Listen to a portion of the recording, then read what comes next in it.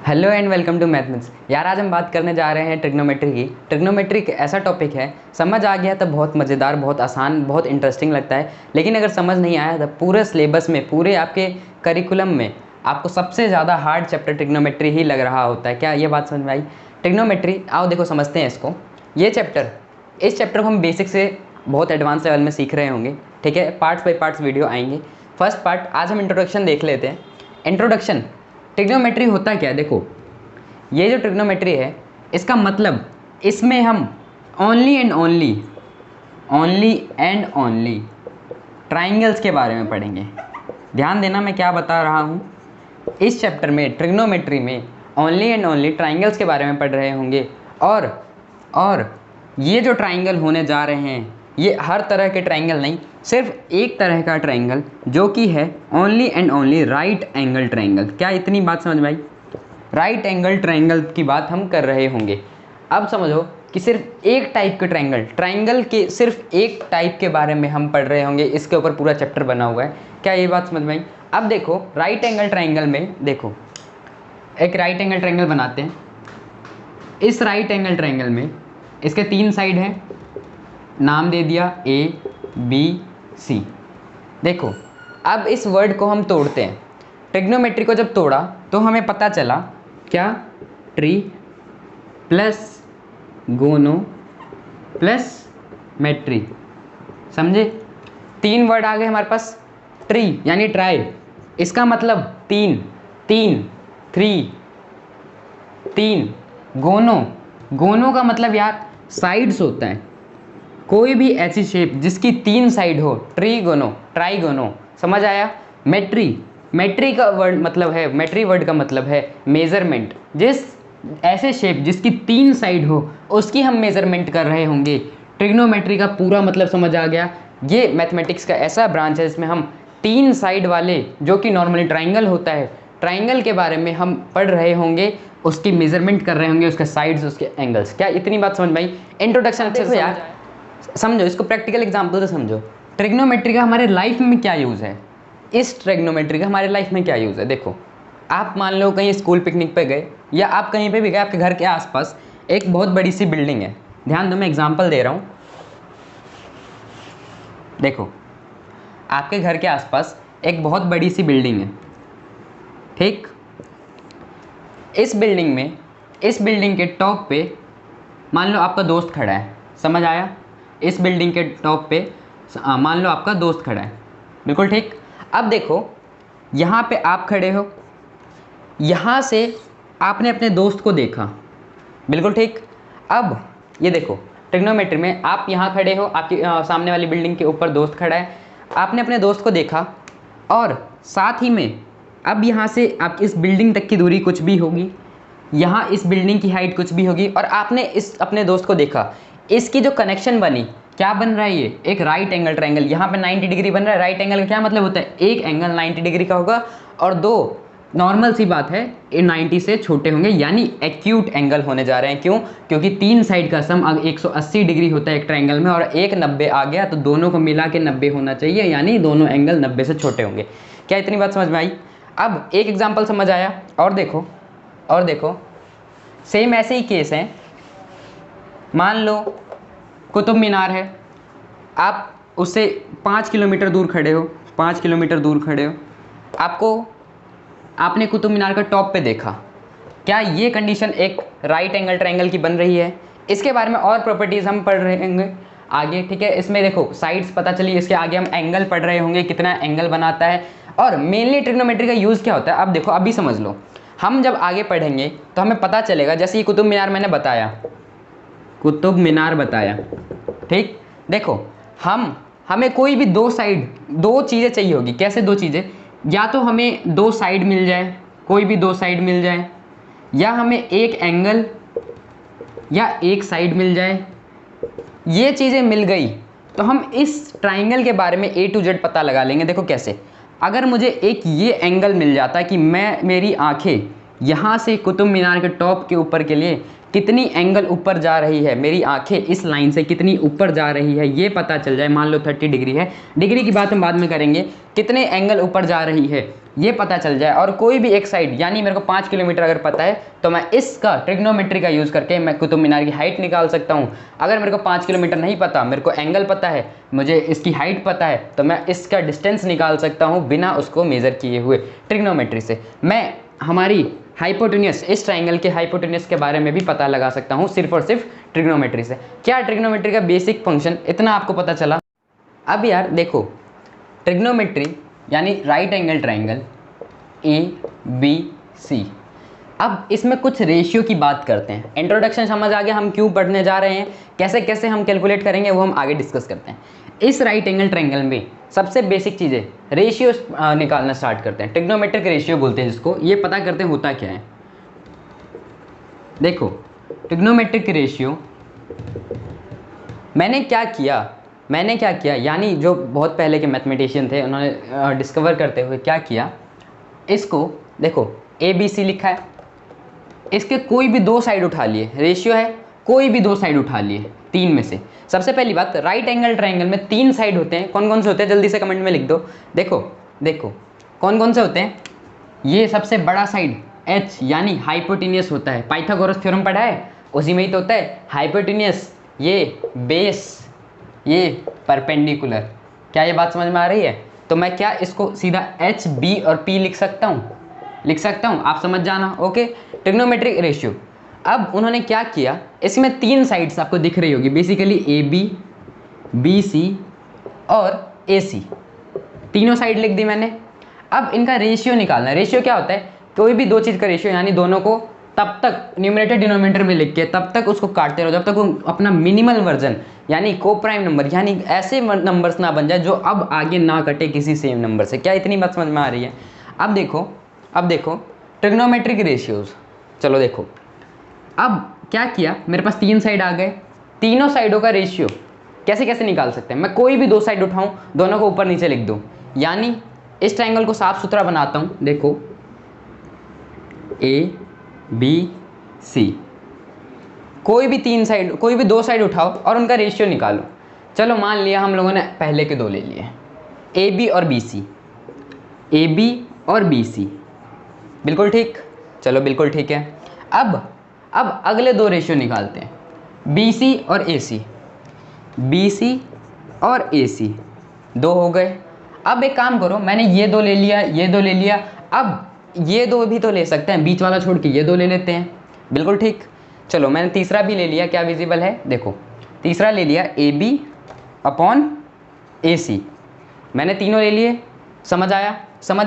अब ध्यान दो, आप बोलोगे हो गया बस रेशियो खत्म, 3 ही रेशियो बन रहे हैं। बट अगर आप ध्यान से देखो कि अगर AB और BC का रेशियो जो भी आ रहा है, क्या हम इसका उल्टा रेशियो नहीं ले सकते? क्या मतलब, देखो उल्टा हमेशा सेम नहीं होता है। देखो अगर मैं रेशियो बोलूँ 1/2 यानी 1:2 का रेशियो है, यानी हाफ, समझ आया? इसका रेसिप्रोकल करेंगे तो 2 बन जाएगा। देखो हाफ यानी 1 से भी आधा और 2 यानी 1 का डबल। क्या इतनी बात समझ में आई आपको? अब देखो AB BC BC AC AB AC, अब सबके उल्टे करने शुरू कर दो, यानी BC अपॉन AB। क्या विजिबल हो रहा है ये? BC upon AB। अगला BC अपॉन AC है तो इसका उल्टा कर दो, AC अपॉन BC कर दो, इसका उल्टा कर दो, AC अपॉन AB कर दो। क्या इतनी बात समझ में आई? अब हमारे पास, आपको समझ आ गया होगा कितनी रेशियोज ट्रिग्नोमेट्रिक रेशियो बन रही है, 6 बन रही है। MCQ का बहुत अच्छा क्वेश्चन है कि टोटल हमारे पास ट्रिग्नोमेट्रिक रेशियोज कितनी हो सकती है? 6 रेशियो हो सकती है। इनके नाम हम आगे पढ़ रहे होंगे, अभी आपको बेसिकली जानना है कि रेशियो होते क्यों हैं, कैसे निकाला जाता है। समझ आया? अब देखो मैं इनकी जगह पे वैल्यू पुट करता हूँ। AB ये क्या था हमारा? परपेंडिकुलर। इस पूरे चैप्टर में आपको पाइथागोरस की 3 चीज़ें याद रखनी है, परपेंडिकुलर, बेस और हाइपोटेन्यूस। पाइथागोरस थ्योरम भी काफ़ी जगह पे यूज़ हो रहा होगा, समझ आया? पाइथागोरस थ्योरम होता क्या है? कोई भी दो साइड होगी, तीसरी निकालनी है, एक राइट एंगल ट्रायंगल की, बिल्कुल ठीक। अब समझ लो फटाफट से, जल्दी समझ लो। AB BC, AB क्या है? AB P है, अपॉन BC B है, परपेंडिकुलर अपॉन बेस। BC क्या है? बेस अपॉन AC क्या है? AC है hypotenuse. AB upon AC, AB यानी P और ये है H। क्या इतनी बात समझ में आ रही है? विजिबल है? ठीक है। देखो BC upon AB, B C upon A B यानी B upon A B P. ऐसे ही A C upon B C, A C upon B C, A C H upon B C B. Hypotenuse upon base, A C upon A B, A C यानी H upon B, A B P. क्या ये आपको 6 ratio दिख गई? 6 ratio दिख गई। अब इन 6 ratio को क्या किया गया, देखो ये जो 6 रेशियो आपको दे दी गई, इन 6 रेशियो का नामकरण कर दिया गया, नाम रख दिया गया। एक राइट एंगल ट्रायंगल में उन्होंने देखा कि हम आज से लगभग फ्यूचर में कभी भी मैथमेटिशियन ने देखा ये राइट एंगल ट्रायंगल में इन 6 रेशियो के अलावा कोई 7वां रेशियो तो बन नहीं सकता, बिल्कुल नहीं बन सकता। ट्रायंगल में 3 साइड के अलावा चौथा साइड आ नहीं सकता, यानी इन 6 रेशियो का हम नामकरण कर देते हैं। नामकरण कर दिया। नामकरण क्यों किया? क्योंकि देखो इन्होंने ये पाया कि चाहे ये एक इतना छोटा छोटा ट्रायंगल हो, चाहे इससे बड़ा, रुको मैं बनाता हूँ, देखो चाहे इतना बड़ा ट्रायंगल हो, चाहे इतना सा ट्रायंगल हो, 3 ट्रायंगल बनाए मैंने, एक ये, एक इससे बड़ा, एक इससे छोटा।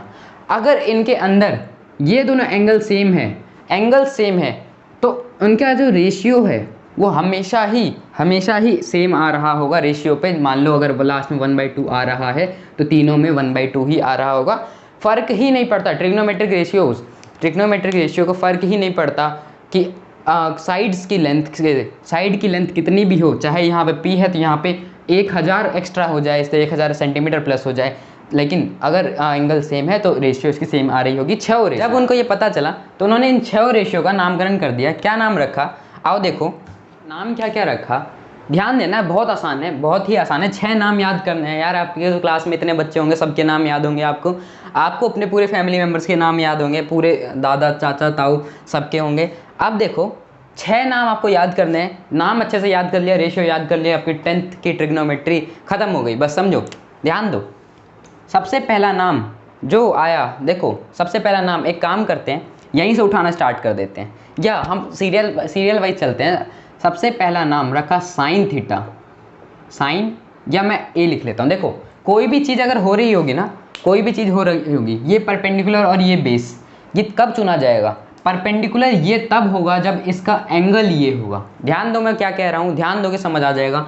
अगर एंगल ये है तो इस एंगल के सामने वाली साइड को ही परपेंडिकुलर कहेंगे। क्या इतनी बात समझ में आ रही है? एंगल के अपोजिट वाली साइड को परपेंडिकुलर कहेंगे। अगर यही एंगल यहाँ हो जाता तो हम परपेंडिकुलर इसको ना मान के इसको मानते और ये बेस हो जाता। क्या ये बात समझ में आ रही है? समझ आ रहा है? परपेंडिकुलर और बेस एंगल पे डिपेंड करते हैं, हाइपोटेन्यूस सेम रहता है। ठीक, अब देखो साइन थीटा मान लेते हैं, कोई भी एक एंगल। यहाँ पे थीटा से बहुत बच्चे घबराते हैं।